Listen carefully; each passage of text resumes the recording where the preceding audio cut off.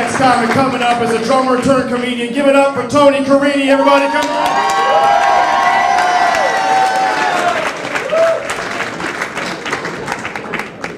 Hey everybody, how's everybody doing tonight? For those of you in the good seats, you might be thinking, wasn't Ash Wednesday last week? Thanks to my mole, I'm a walking billboard every year for the Christian community around this time of year. Everybody, yeah, get a good look. Everybody got it back there? All right, I see here's some getting like it. I'm a walking reminder. People looking at me going, oh my God, was it today? Was it last week? I'm okay, I don't mind helping them out. I'm like, it's cool. But it's during the year where it really throws me off. I'm like, a guy comes up to me and goes, dude, it's Ash Wednesday. And I look at him, if I'm in a good mood, I'm like, well, it's actually Saturday, and Merry Christmas to you, fellow Christian. If I'm in a bad mood, I'm like, it is today. You know what? Go to church right now, tell them Tony sent you, and get your ashes.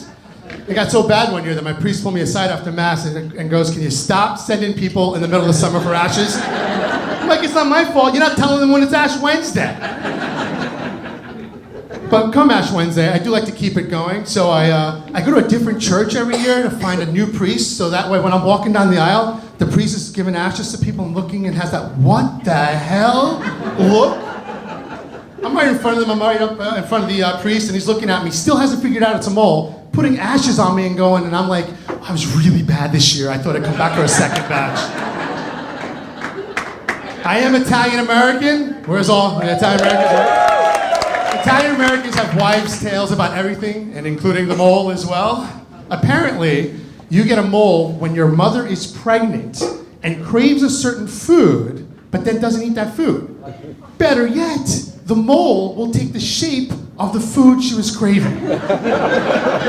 So that's why they tell Italian women not to touch their face when they're pregnant. Apparently my mom missed Italian Biology 101. So when I was a kid, I found out my friend had the shape of a strawberry on her butt, a mole. Another friend had a pizza on his elbow, and I'm looking at mine, I'm going, what does mine look like? I don't know what mine looks like, let me check it out. So I go home and I ask my mom. She remembers the day it happened. So I was in the supermarket, I was shopping for you, and I was shopping for Dad, I was pregnant with you. And I go, Joe, I'm about 8 months pregnant, but you know what? I love you, I'm gonna get the food for you, okay? This is good. By the way, Joe's in the back. So this is really good. So I'm like, Mom, where did it come from? So I was in the meat to market. I went, when's the last time when we had a pork chop? What? Hold on. Pork chop? I'm walking around for the rest of my life with a pork chop on my forehead. Well, I guess I'm glad she wasn't craving a sausage that day.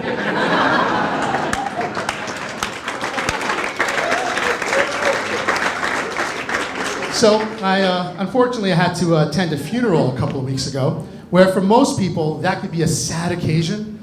But I made that into a positive when I picked up my wife at her uncle's funeral 12 years ago. She was beautiful, she's stunning. I'm like, I had to get her when, I had a chance. So she was weak, I went up to her, I was like, when you're done, crying over your dead uncle, maybe I can buy you a drink. Is she laughing? She's in the back. Is she laughing? Okay. Wait until another minute. So I like to, but what happens when you meet someone at a funeral, it's like when you meet somebody at a comedy club or at a bar, you reminisce when you go to the bar. Well, there are repercussions, the same thing with me when you meet somebody at a funeral. So you have a drink with a friend and then you guys start dating, maybe you might order that same drink down the road. Well, I get turned on every time I walk into a funeral parlor now because that's where I met my wife. We walk in, we pay our respects to the family, we go up to the casket, my wife's being all professional, polite, oh, I'm so sorry for your loss. And she comes up to the body and she looks at it and goes, oh my God, look at them. It looks like they're sleeping. They did such a great job. I'm looking at my wife going, I saw one of these empty in the back. Maybe we can jump in, have a good time. Do you think we get the keys to the hearse, go for a little spin, make out in the back? Plenty of room. I thought I'd keep the funeral motif going one year for Valentine's Day. So what I did was I ordered her a floral arrangement with one of those beloved wife sashes. Yeah. The following year, she sent me a prayer card that said, in lieu of flowers, you can make a donation to either Gucci or Louis Vuitton. But my wife and I, we do have a good sex life, so that's good. We can clap for that. Please clap that I have a good sex life. We're married, so that's what happens. No, it's not true. Right there, you can ask. So what happens, though, is when you're married, though, logistics get in the way. Like, if you ask for sex that night, you have to think, when's the last time we cleaned the sheets? Because this is a big deal. Because if the sheets are clean, she just did the laundry, she takes out the sex towel. Does anybody else have this move? I'm like, hey honey, what do you think? She's like, hold on, the sheets were just done. Takes out the towel. She thinks this is gonna slow me down. No. I think of different positions. How are we gonna make this work on the towel? What can we do? To really get her in the mood though, I started calling this the Aladdin move, right? The towel is a magic carpet. I get on top. A whole new world, don't you dare close your eyes. Yeah, it works every time. But then again, there's repercussions with the sex towel. Every time I walk into the bedroom and I see fresh towels, I'm like, did she do the laundry or is there sex on tonight? This is great.